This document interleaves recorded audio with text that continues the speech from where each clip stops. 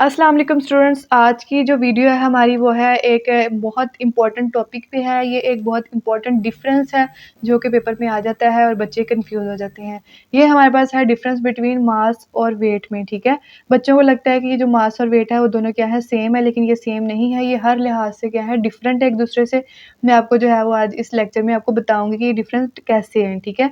यहाँ पे जो हमारे पास मास है, मास क्या है, mass is a measure of the matter in an object, ठीक है।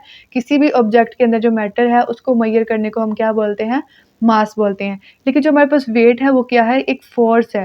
Weight is the force exert on an object due to gravity. किसी भी ग्रेविटी की वजह से किसी भी ऑब्जेक्ट के ऊपर जो फोर्स लगती है उसको हम क्या बोलते हैं, वेट बोलते हैं। इसी तरह हमारे पास जो मास है उसको हम लोग मेजर करते हैं ग्राम और किलोग्राम में, और जो वेट है उसका यूनिट क्या होता है, हमारे पास न्यूटन होता है।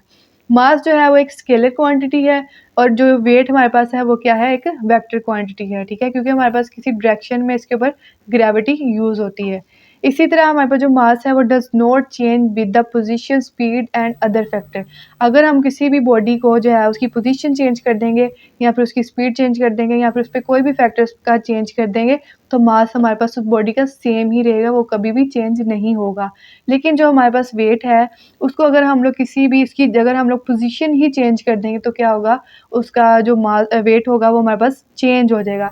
जैसे हमारे पास अगर ज़मीन के ऊपर कोई बॉडी मूव कर रहा है तो वो क्या होगा, ग्रेविटी की वजह से ज़मीन के ऊपर बॉडी मूव कर रहा है। लेकिन अगर उसी बॉडी को हम लोग स्पेस के अंदर ले जाएँ तो वहाँ पे वो अपनी मर्ज़ी से मूव नहीं कर सकता, क्योंकि वहाँ पे ग्रेविटी नहीं होती, और वहाँ पे क्या होता है, उसका वेट बहुत ही कम होता है, ठीक है।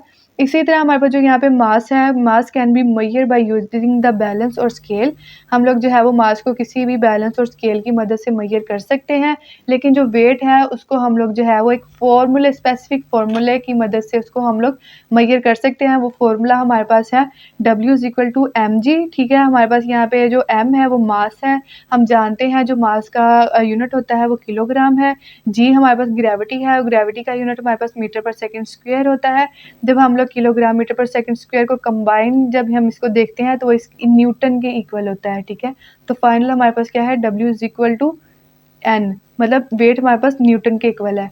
तो ये थी हमारी आज की वीडियो। अगर आपको हमारी वीडियो पसंद आई हो तो हमारी वीडियो को लाइक करें और हमारे चैनल को सब्सक्राइब करें, ताकि हमारी हर आने वाली इंफॉर्मेटिव वीडियो आप तक पहुंचती रहे। अल्लाह हाफिज़।